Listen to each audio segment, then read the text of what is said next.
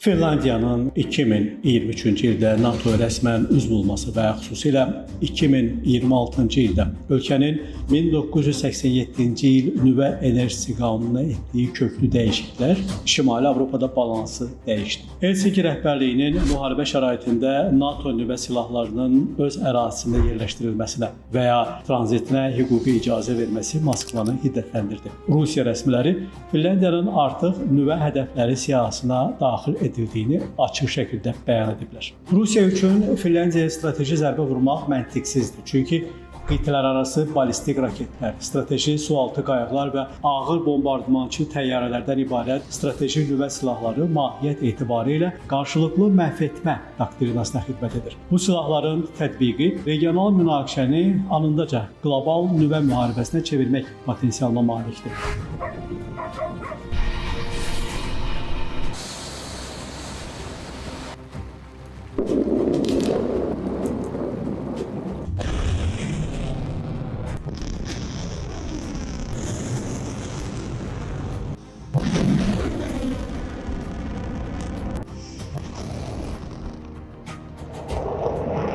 Rusiyanın bu səviyyəli silahlara əl atması bir neçə fundamental səbəbdən məntiqsiz görünür. Finlandiyaya vurulacaq hər hansı strateji zərbə NATO-nun kollektiv müdafiə mexanizmi dərhal işə salacaq. Bu isə ABŞ, Böyük Britaniya və Fransanın Rusiyanın birbaşa öz ərazisinə cavab zərbəsi endirməsi ilə nəticələnə bilər.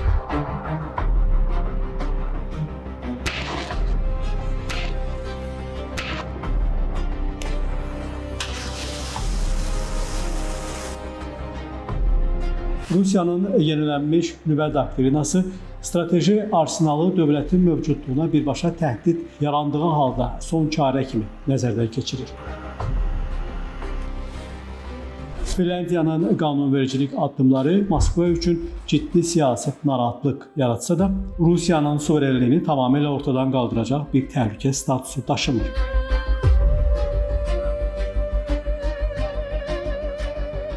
Moskva strateji nüvə silahlarını real döyüş aləti deyil, yalnız ABŞ-ni birbaşa müdaxilədən çəkindirən qlobal çətir kimi saxlayır. Strateji silahlardan fərqli olaraq gücü 10 ilə 300 kiloton arasında dəyişən taktiki nüvə silahları konkret döyüş meydanında üstünlük qazanmaq üçün nəzərdə tutulub.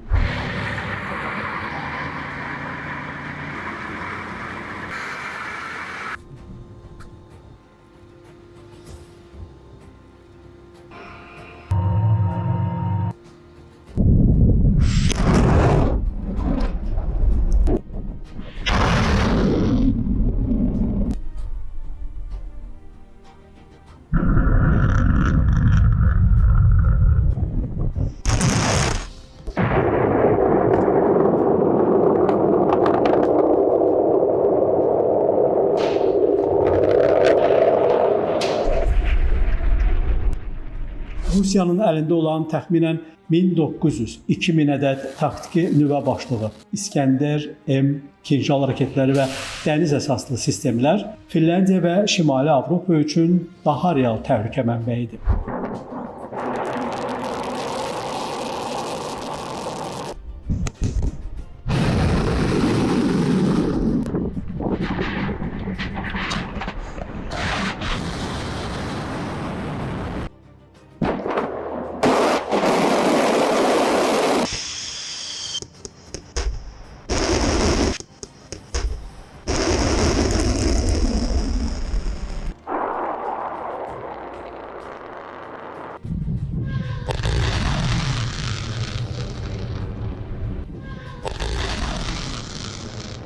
Moskvanın hərbi strategiyasında eskalasiya yolu ilə deeskalasiya konsepsiyası var. Ruslar ənənəvi müharibədə uduzmaq və ya strateji mövqeləri itirmək təhlükəsi yaranarsa, məhdud taktiki nüvə zərbəsi ilə rəqibi qorxudaraq danışıqlar masasına oturmağa məcbur edə bilər.